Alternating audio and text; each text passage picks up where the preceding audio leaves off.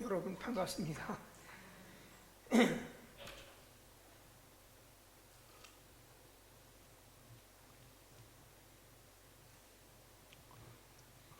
오늘 만감이 교차하네요.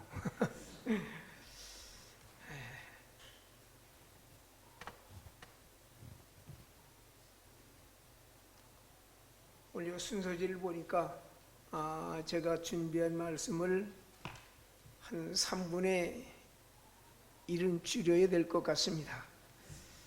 시간상 바로 진행을 하도록 합니다. 오늘 반석 위에 세운 교회라고 성경을 같이 나눴습니다. 특별히 오늘은 5분의 권사님의 취임을 우리 온 교회가 진심으로 축하드립니다. 또한 한 분의 안수 집사님과 7분의 권사님들의 은퇴에 대해서도 깊은 위로와 노후에 건강한 신앙의 삶의 모습을 할 수 있도록 우리 함께 기도를 해야만 될 것입니다. 먼저 우리 권사님 취임하는 분들을 위해서 간략하게 말씀드립니다. 교회가 권사직을 허락하는 이유는 딱 하나입니다. 신앙생활에 어려움을 겪고 있는 사람들을 찾아가서 신앙으로 위로를 해야 됩니다. 다른 것으로 위로하는 게 아닙니다. 물론 위로는 일반 사람들도 위로할 수 있습니다. 그러나 그리스도인들은 신앙적인 위로, 하나님의 말씀에 근거한 위로를 할 때 그것이 진정한 그리스도인들에게 힘이 되고 은혜가 될 줄 압니다.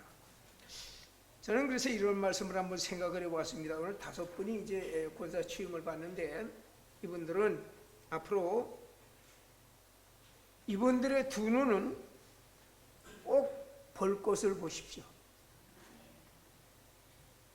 이분들의 두 귀는 꼭 들어야 할 것들을 들으십시오. 꼭 보고 들어야 할 것을 듣지 못하면 반대로 어떤 것들이 들어오죠?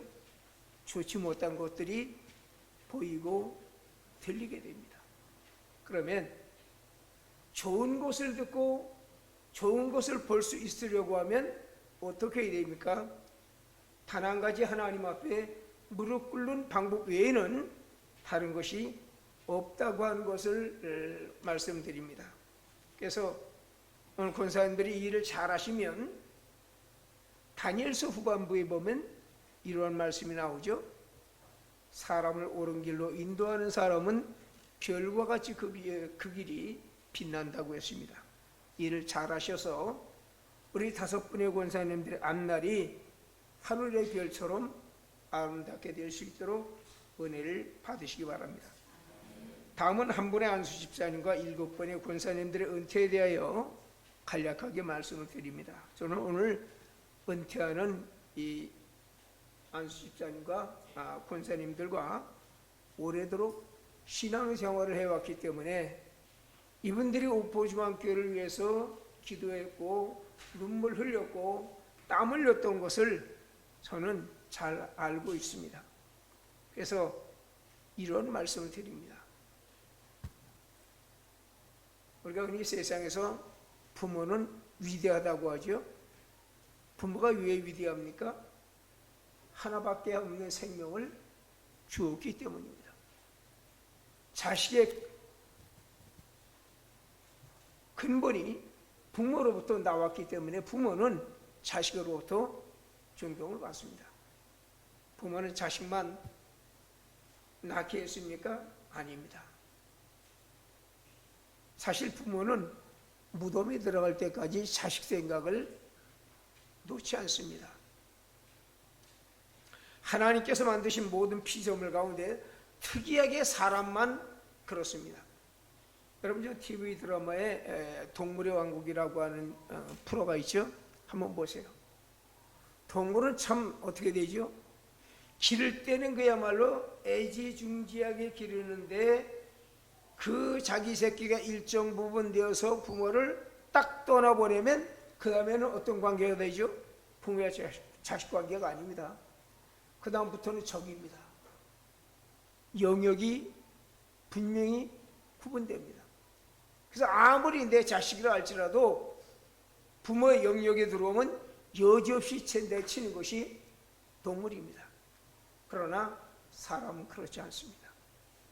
자, 우리 안수 집사님과 권사님들, 여러분이 그동안 참 이 교회를 위해서 많은 수고를 하셨고 많은 눈물을 흘렸고 많은 애를 쓴 것을 우리는 모두가 다 잘 알고 있습니다. 자, 은퇴하는 분들이 수고했던 모든 것들은 그냥 없어지는 것이 아닙니다. 여러분들이 수고한 모든 것은 그대로 남아있고 특별히 자신들의 가슴에 남아있을 것입니다. 왜 제가 이 말씀 드린지 아세요? 오늘 은퇴하는 권사님들 가운데 저보다 연배가 높은 분이 두 분이 있습니다. 그렇지만 은퇴는 제가 선배예요. 은퇴는 제가 선배예요. 제가 경험해 보니까 그래요. 자, 제가 은퇴해 보니까 제일 제 가슴에 남았던 것이 바로 이런 것들이었습니다. 30년이 넘도록 이 교회에서 목회하면서 왜 제게 생사고락이 없었겠습니까? 여러분과 함께 기쁨의 날도 있었지만은 여러분과 함께 힘들고 어려웠던 경우도 많이 있었습니다. 그런데 지나고 보니까 좋았던 날들은 잊혀지더라고요. 힘들었던 때, 어려웠을 때는 결코 잊혀지지 않습니다. 제가 학창시절 참 그 시를 읽고서 참 좋아했던 여러분이 잘 알 겁니다. 푸스킨의 유명한 시가 있죠. 삶이 그대를 속일지라도 슬퍼하거나 노하지 말라. 슬픔의 날 참고 견디면 머지않아 기쁨의 날 오려니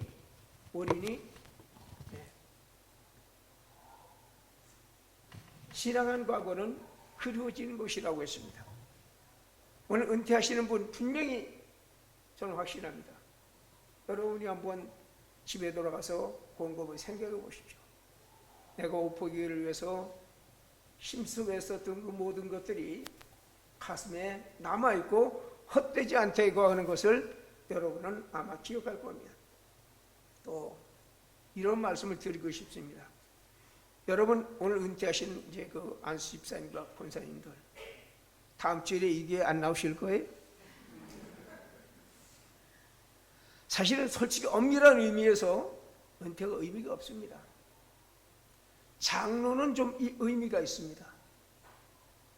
안수 집사도 의미가 없어요. 장로는 왜 의미가 있냐면 장로는 은퇴하면 당회에 못 들어갑니다. 장로교회는 당의 중심의 정치이기 때문에. 그러니까 장로는 사실 은퇴가 의미가 있어요. 네. 은퇴한 장로님은 당에 참석 못합니다. 그러나 우리 안수 집사님과 권사님들 70개 다 참석하실 거 아니에요? 네. 여러분이 이 교회에서 생명이 다하기까지 여러분은 그야말로 헌신이 오늘 은퇴시한다고 해서 끝나는 것이 아니라 계속 진행되어져야만 한다고 하는 겁니다. 그래야 또한 의미가 있을 것입니다. 자, 이제 오늘 성경 본문으로 돌아가 봅니다. 자, 오늘 베드로는 주는 그리스도시요 살아계신 하나님의 아들입니다는 인류 역사상 아니 기독교 역사상 가장 위대한 신앙의 고백을 했습니다. 이 고백은 베드로의 고백뿐만 아니라 예수를 그리스도로 고백하는 모든 사람들의 고백이 되어져만 할 것입니다. 그러면 혹시 모르는 분이 있을까 말씀드립니다. 당신은 그리스도라고 하는 말이 무슨 뜻입니까? 그리스도라고 하는 말은 구원자라고 하는 말입니다. 나를 죄에서 구원해서 천국으로 인도하는 분이 바로 그리스도입니다. 그리고 당신은 하나님의 아들입니다. 아들은 우리 부모들이 자식을 낳는 아들 그런 생득적인 의미의 아들이 아닙니다. 이건 독특한 의미입니다. 여기서 말하는 하나님의 아들이라고 하는 말은 하나님과 같은 분이다 그 말입니다. 여러분, 예수님은 하나님입니다. 그래서 우리가 성자 예수님, 성자 하나님이라고 하지 않습니까? 기독교는 이 신앙 고백 위에서만 존재할 수 있습니다. 여기서 떠나면 아무 의미가 없습니다. 그런데 오늘 놀랍게도 베드로가 이 신앙 고백을 하고 주님으로부터 놀라운 칭찬을 들었지요. 자, 오늘 주님이 이런 말씀합니다. 이러한 신앙을 고백할 수 있는 것은 인간의 머리인 지식으로 얻어지는 것은 아닙니다. 그것은 하나님의 은혜가 주어질 때, 성령이 우리 속에서 역사할 때만이 이것이 믿어지는 것이지 머리로서는 받아들일 수가 없습니다. 예수님으로부터 칭찬을 들었더니 베드로가 10분 후에 예수님으로부터 사탄아 물러가라고 하는 준엄한 꾸지람을 듣습니다. 왜일까요? 그 중간에 우리 예수님께서 이렇게 말씀하시죠. 내가 이제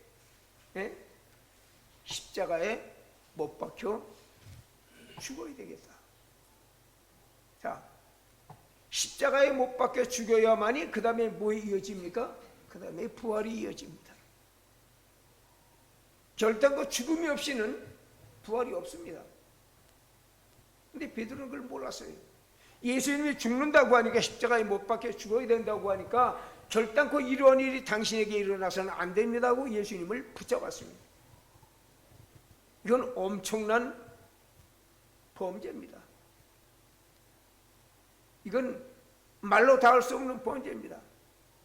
하나님의 구속의 역사를 부정하는 것입니다. 이거는 살인죄와 비교할 수가 없는 겁니다. 여러분, 주님이 이 땅에 온 목적이 무엇입니까? 십자가를 지기 위해서 온 겁니다. 그래야만이 부활이 있으니까. 그것을 몰랐던 베드로는 결국 주님이 이런 일이 있을 수는 없다고 하자 주님은 가차없이 사탄아 물러가라고 준엄한 꾸지람을 했습니다. 자, 오늘 우리들은 이 사실을 너무나도 잘 알고 있기 때문에 우리가 바로 서야 됩니다. 신앙이 이 바로 베드로의 신앙 고백 위에 올바로 서지 아니하면 무너져가는 모습들을 우리는 너무나도 잘 알고 있습니다. 또 이 신앙 고백을 하는 사람들은 주님의 백성으로서 올바로 살아야 됩니다. 하나님은 우리에게 이렇게 말씀하십니다. 내가 거룩하니까 너희도 거룩해라. 거룩이 뭔지 아세요? 거룩은 옳고 그른 것을 냉정하게 끊는 겁니다. 구분하는 겁니다. 우리가 그런 얘기하죠. 사람이 끊을 때는 어떻게 끊어야 된다고요? 미련을 둔다고요? 안 됩니다. 끊을 때는 그야말로 냉정하게 끊어야 됩니다. 그래야만 우리가 하나님 앞에 올바로 신앙생활을 할 수가 있을 겁니다. 이제 제 이야기를 잠시 하려고 합니다. 여러분 다 아시겠지만 제 아내가 지난 3월 17일 아산병원에 입원해서 6월 1일 77일 만에 퇴원을 했습니다.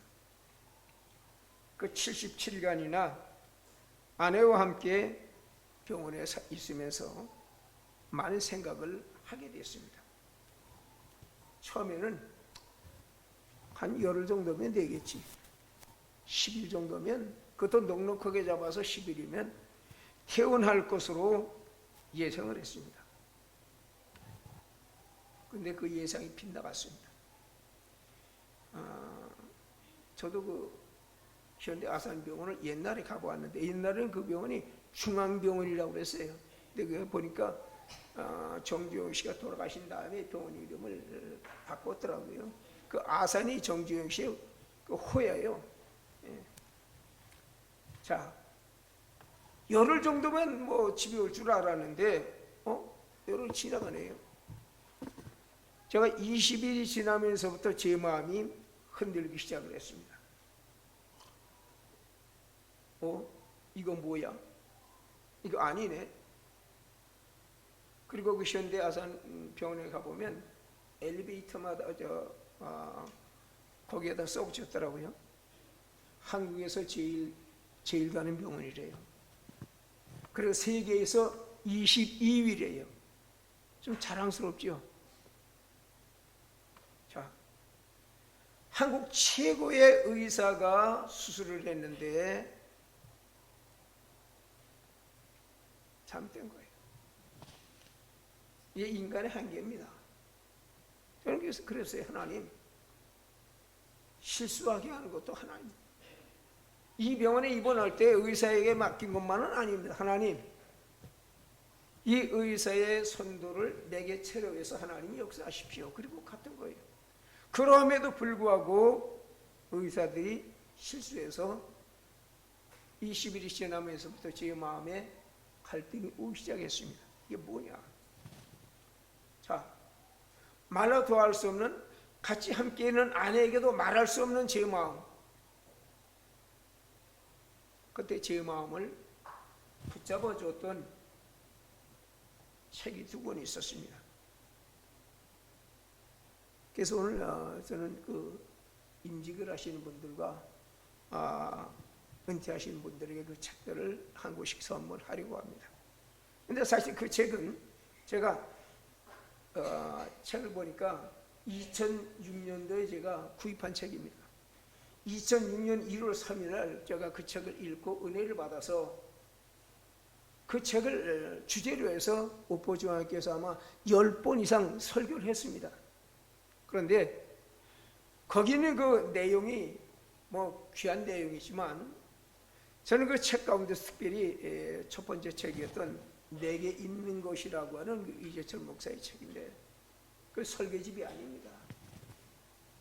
그 앞에 서문에 보니까 서문에 누가 나오냐면 토마스 아퀴나스의 이야기가 나옵니다. 자, 이 토마스 아퀴나스라고 하는 분은 우리 개신교에서는 별로 그렇게 많이 취급하지 않아요. 우리 개신교에서는 사도 바울 이후에 최고의 인물을 누구로 꼽습니까? 어거스틴으로 꼽죠. 그 다음에 칼빈이나 루터를 개신교에서는 취급합니다. 근데 천주교에서는 어거스틴 다음에 반드시 이 토마스 아퀴나스를 최고의 인물로 꼽습니다. 그래서 바로 토마스 아퀴나스가 중세 천년의 역사에서 스콜라 신학을 완성시킨 사람입니다. 물론 스콜라 신학이 우리 개신교 입장에서 보면 많은 문제들은 있습니다. 그러나 이분이 정말로 주님에 대한 뜨거운 사랑과 주님에 대한 그야말로 자기 헌신, 그것이 제 마음을 너무나도 흔들어 놓았습니다. 아마도 이 토마스 아퀴나스가 아니었다고 하면 제가 더 많은 갈등을 느꼈을 것입니다. 자, 그는 그야말로 중세의 별과 같이 빛났던 사람인데 그는 1225년에 태어나서 1274년 50살도 못 살고 49살에 세상을 떠났습니다. 그는 말년에 신학대전이라고 하는 유명한 기독교 천년 역사에서 가장 금자탑이라고 하는 책을 썼습니다. 근데 그분이 사실 건강이 좋지 못해서 그 책을 다 완간하지도 못하고 세상을 떠났어요. 어느 날 책을 집필하다가 몸이 피곤하니까 그 당시엔 천주교밖에 없으시니까 성당에 들어가서 기도하는데 천주교는 여기 십자가가 있죠. 저 십자가에서 하나님께서 이렇게 말씀하십니다. 내가 나를 위해서 참 좋은 책을 지금 쓰고 있구나. 그래, 내가 너에게 뭘 해줄까? 내가 너에게 뭘 해줄까? 여러분, 하나님으로부터 그런 소리 들어보는 사람 있습니까? 근데 그런 소리 들어본 사람 성경에 한 사람 있어요. 누구죠? 구약에 솔로몬이 있잖아요. 솔로몬은 나중에 실패했죠. 예. 하나님께서 말씀하시기를 내가 원하는 것이 있으면 내가 다 들어주겠다. 그걸 세상에서는 뭐라고 하죠? 이 세상 용어로는 백지수표라고 그래요. 백지수표. 회사에서 아주 유능한 직원에게는 다른 회사로 갈까봐 사장이 백지수표 주는 거예요. 가지 말라고. 여러분 아마 그분을 아실 겁니다. 전 MBC 기상일보 해설을 했던 김동완 씨 알죠? 예, 아주 말씀 잘하시죠. 그분이 원래 MBC 출신이 아닙니다. 그분은 TBC 아나운서였습니다. TBC 뉴스 해설하는 분이었습니다. 나중에 이제 통폐합 되는 바람에 MBC로 갔지만 이분이 너무 유명하니까 모든 방송국에서 다 스카우트 해가려고 그랬어요. 아마 그게 70년 될 겁니다. 그때 TBC 사주가 누구냐면 이병철 씨예요. 오늘 아침에 김동완 씨가 출근했는데 회장님이 부르신다고 회장실에 가봤더니 이병철 씨가 하얀 봉투 하나를 내밀고 열어보라고. 그렇게 백지수표예요. 그 얘기 무슨 얘기예요? 다른 데 가지 말라는 거예요. 이분이 백지수표를 회장님께 돌리고 회장님 저 TBC 안 떠납니다. 자, 저는 이 책을 보고 그 토마스 아퀴나스를 생각을 해봤습니다. 하나님으로부터 백지수표를 받았습니다. 신학대전이라고 하는 그야말로 이 귀중한 책을 지금 쓰고 있는데 자기를 위해서 쓰는 게 아닙니다. 중세 사람들을 위해서 쓰는 거예요. 예? 몸은 지금 말을 듣지 않지요. 하나님, 내가 세상 떠나는 거는 뭐 괜찮은데 이 책이나 다 완간한 다음에 떠났으면 좋겠습니다. 그렇게 해도 얼마나 아름다운 기도이겠습니까? 근데 아퀴나스는 하나님께서 그렇게 말씀하시자 단칼에 이렇게 말했습니다. 주님, 오직 당신을 조금도 알고 싶습니다. 오직 주님을 조금도 알고 싶습니다. 여러분 중세 그 당시에 아니 그 당시뿐만 아니라 중세 천년의 역사에서 아퀴나스만큼 주님을 알았던 사람이 어디 있습니까? 최고의 신학자인데요. 최고의 철학자인데요. 근데 그가 원하는 것은 내가 지금 알고 있는 하나님으로 만족하는 것이 아니라 여기서 조금 더 알고 싶다고 하는 얘기입니다. 그는 정말로 하나님을 알고 싶었습니다. 왠지 아세요?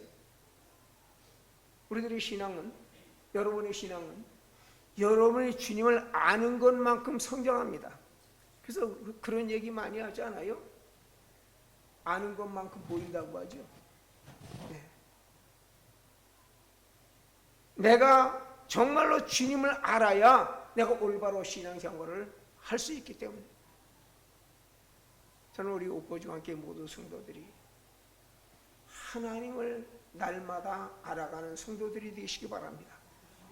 알아가는 척도가 여러분의 신앙의 깊이와 정비를 합니다. 미국의 시카고 교회에 있는 조지 실리언 목사님은 늘 자기 교인들에게 이런 말씀을 드렸다고 했죠. 여러분, 세상에는 많은 지식이 있습니다. 오늘도 지구상에는 수많은 박사들이 나옵니다. 그 많은 지식 가운데 최고의 지식이 뭐라고 그랬죠, 제가? 여러분, 많은 지식 가운데 최고의 지식이 뭐예요? 하나님을 아는 지식. 그거 이상. 하나님을 아는 지식이 최고의 지식이요. 이 세상에 많은 일들이 있지만 하나님의 일을 하는 것이 가장 위대한 일이라고 조지 실리언 목사님은 늘 자기 교인들에게 이야기했습니다. 저는 그 말씀을 다시 드립니다. 몸이 아파서 그야말로 언제 이 책을 완간할지 모르는 그 상황에서도 자기 몸의 건강보다도 그 책의 완공보다도 더 중요한 것이 하나님을 알아가는 것이 그만큼 그에게는 중요했다고 하는 얘기입니다. 그가 49세로 세상을 떠난 다음에 모든 사람들의 생각해 보니까 정말로 그 책도 중요하지만은 그가 하나님을 향해서 알고 싶어 했던 것, 그만큼 깊어지길 원했던 것입니다. 여러분, 오늘 신앙으로 만족해서는 안 됩니다. 제가 그러면서 이런 생각을 해봤습니다. 참 아내가 옆에서 신음하는데, 주님,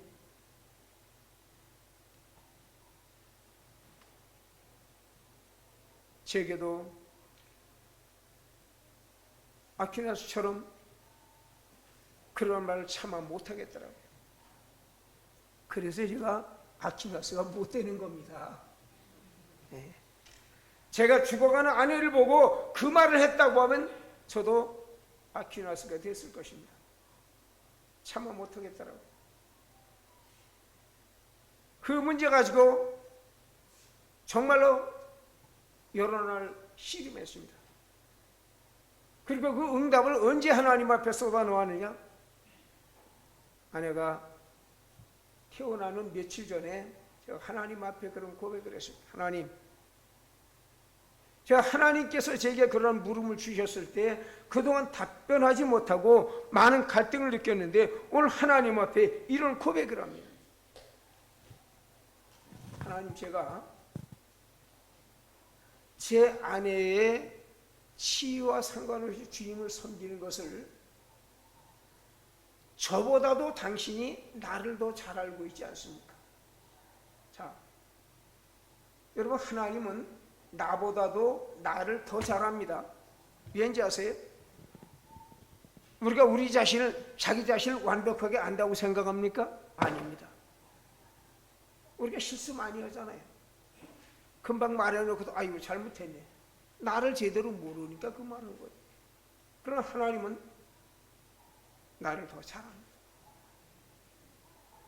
그때 또한 제 마음속에 그 말씀이 떠올랐습니다. 우리가 구약성경 보면 그 잘 아는 하박국서 맨 마지막에 하박국 선지가 그런 얘기하죠. 무화과 나무가 무성하지 못하고, 네?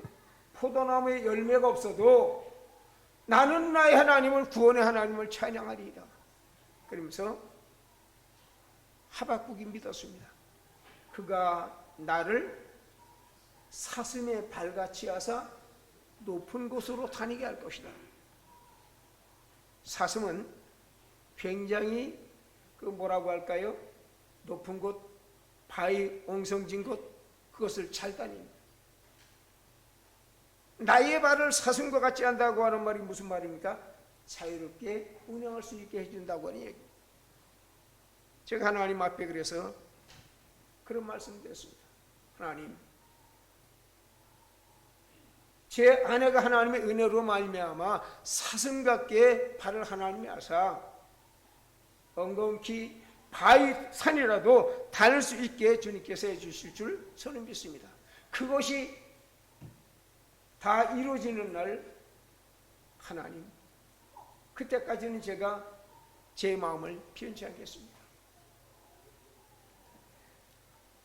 오늘 그러한 믿음의 삶이 우리 모두에게 함께 있어야 할 겁니다. 두 번째, 아퀴나스가 저에게 커다란 힘을 주었던 것은 이런 것도 있습니다. 그는 정말로 주님을 사모했습니다. 우리 다 주님을 사모하죠. 주님 사모하지 않는 사람 이 세상에 아무도 없습니다. 근데 얼마만큼 사모하느냐가 중요한 얘기입니다. 얼마만큼. 자, 찬송가 85장에 보면 이런 가사가 나오죠. 주님을 생각만 하여도 이렇게 좋거든. 그 다음에 여러분이 해보세요. 뭐라고 돼 있죠? 주님을 생각만 해도 이렇게 좋은데 그 다음에 뭐예요? 네? 그 얼굴 배울 때는 얼마나 좋으랴. 바로 그겁니다.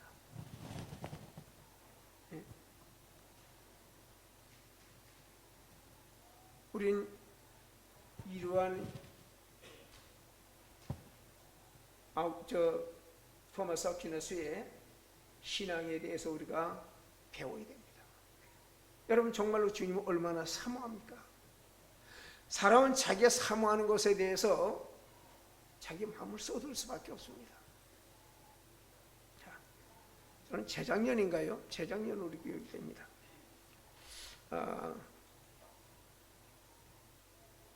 저와 우리 집사람과 우리 서울 아들과 서울에 길상사를 한번 가봤습니다.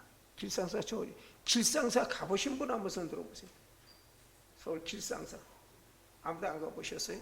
아니 무슨 목사가 은퇴했지만 절에다가 가서 배울 건 배워야 돼요. 여러분 길상사가 원래 절이 아닙니다. 원래 그것은 대원각이라고 하는 옛날 그 박정희 대통령 시대에 우리나라 3대 술집 요정집입니다. 한국에 당시에 내노라는 정치가들 재벌들이 다 그곳에 가서 술 마시고 있던 것이 바로 대원각입니다. 이 대원각의 그 주인이 여장당이에요. 김영환이라고 하는 그 사람인데 원래 이 사람은 평양에서 기생을 했어요. 근데 어느 날 거기 말쑥하게 잘 차린 백석이라고 하는 남자가 왔는데 이 사람은 시인이야. 둘이 눈이 맞은 거예요. 사랑을 했어요. 결혼하려고 하니까 백석 아버지가 찬성하겠어요? 멀쩡한 우리 아들의 기생이 결혼한다니까 결혼 못했어요. 헤어졌어요.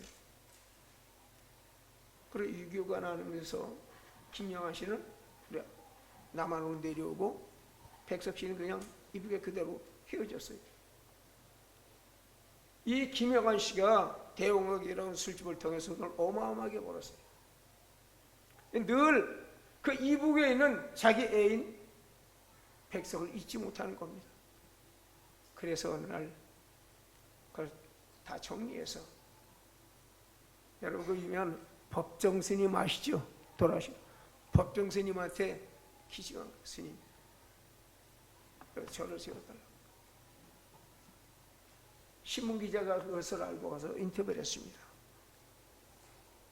김영환 씨를 만나서 어떻게 내가 보니까 그 당시 70년대입니다.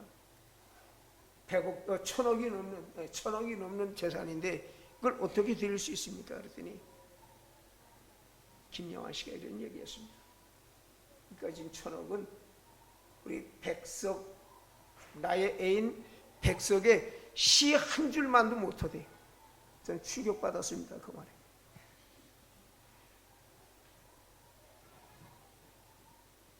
그 사람은 유명한 시인도 아닙니다. 소월 정도도 아닙니다. 우리 소월은 다 알잖아요. 예? 유명한 시인들은. 이름 없는 시인입니다. 학교 선생이고. 그런데 이 김영환 씨는 1천억이 백석의 시 한 줄만도 못하대. 그냥 내던지지요. 그리고 남북에 가로막혀서 갈 수도 없잖아요. 갈 수 없는 그 애인을 지금도 그리워하는 겁니다. 저는 그 이야기를 듣고도 충격받았습니다. 그럼 나는 뭐하냐? 나는 백석의 시보다 더 귀중한 하나님의 말씀을 붙잡고 사는 사람인데 우린 그런 사람들을 통해서 충격을 받고 배워야 할 것은 배워야 됩니다. 전교에서 오늘 임직을 하는 분이나 은퇴를 하는 분 우리 모두가 그와 같은 마음을 주님을 사모하는 뜨거운 마음을 우리가 가져야 될 겁니다. 세 번째로 아퀴나스는 복음을 담대히 증거하는 사람이었습니다. 어느 날 교황청에 부름받아서 들어갔는데 교황과 같이 이야기를 했습니다. 자, 교황이 이런 얘기합니다. 요즘 내가 성경을 보니까 성경이 틀려서 성경을 고쳐야 되겠네요. 그럼 성경을 고쳐야 되겠대요. 교황이 깜짝 놀라서 무슨 말씀입니까? 사도행전 3장 6절에 보니까 이런 말씀이 있대요. 베드로가 말하기를 내게 은과 금은 없거니와 하는 말이 나오죠. 네. 근데 지금 보니까 우리 교황청에 은과 금이 넘쳐나잖아요. 아퀴나스가 살던 그 시대는 교황의 권위가 가장 절정에 있었을 때입니다. 여러분, 옛날 제가 교회에서 강의하면서 말씀드리기가 기억납니까? 카노사의 부력, 독일의 헨리 7세가 헨리 4세가 카노사라고 하는 그 성에 가서 그 겨울에 추운 눈이 푹푹 빠지는데 3일 동안 교황에 가서 빌은 거예요. 파문을 시켰더니 교황의 권위가 바로 중세에 그랬습니다. 3일 동안 황제가 교황에게 빈 거예요. 독일 황제만 그런 게 아닙니다. 영국의 존왕은 그야말로 말 한 번 잘못했다 교황 앞에 어떻게 됩니까? 영국 땅을 다 갖다 바쳤습니다. 그래서 실제왕이라고 해요. 프랑스 왕은 또 어땠습니까? 젊은 예쁜 여자와 결혼하고 싶어서 교황청에 이혼을 허락해달라고 했더니 교황이 그따위로 오면 파문시키겠다고 하니까 살살 비른 게, 교황청의 권세가 최고 절정에 이루어졌을 때가 바로 아퀴나스 때입니다. 그런데 아퀴나스가 교황이 그런 말하자 담대하게 이렇게 말했습니다. 맞습니다. 교황청에 은과 금이 넘쳐납니다. 그런데 없는 게 한 가지 있네요. 뭐이 없냐고 했더니, 뭐이 없어요? 교회에? 은과 금은 넘쳐났지만은 나사렛 예수 이름으로 일어나 걸으라고 하는 능력은 없습니다. 자, 이 능력이 빠져버린 교회가 교회입니까? 하나님의 은혜가 빠지고 하나님의 능력이 빠진 것은 사교 집단이지 교회는 아닙니다. 여러분, 그 당시에 교황에 그런 말을 할 수 있는 사람은 아무도 없었습니다. 한 개 나라의 왕조차 말도 못하는데 아퀴나스는 담대하게 복음을 증거한 겁니다. 오늘 지구상에는 복음을 증거하기 힘든 나라가 많이 있죠. 지금도 그래서 선교사들이 목숨을 걸고 복음을 전하는 어려운 곳들이 있습니다. 우린 그렇지 못합니다. 그러나 우리도 때때로 어려울 때가 있습니다. 그러나 어려울 때 어떻게 됩니까? 어려워도 하나님의 복음이 전해야 될 때는 마땅히 전해야 됩니다. 저는 그 세 가지 때문에 힘을 얻게 됐습니다. 그래, 내가 힘들고 어려움을 겪어도 오늘 아퀴나스가 그러한 신앙으로 살았기 때문에, 그가 짧은 생에는 살았지만은 우리들에게 그야말로 진수를 보여줬기 때문에, 하나님, 내게도 이런 은혜를 허락해 주십시오. 오늘 저는 이 말씀을 드리면서 우리 옥보중학교 모든 성도님들, 특별히 오늘 임직을 하는 분, 또 은퇴를 하는 분들, 우리 모두에게 그와 같은 주님에 대한 뜨거운 열정과 주님을 사모하는 마음과 담대히 복음을 전할 수 있는 은혜를 주님 앞에 드릴 수 있는 성도들이 되시기를 주님의 이름으로 축복합니다.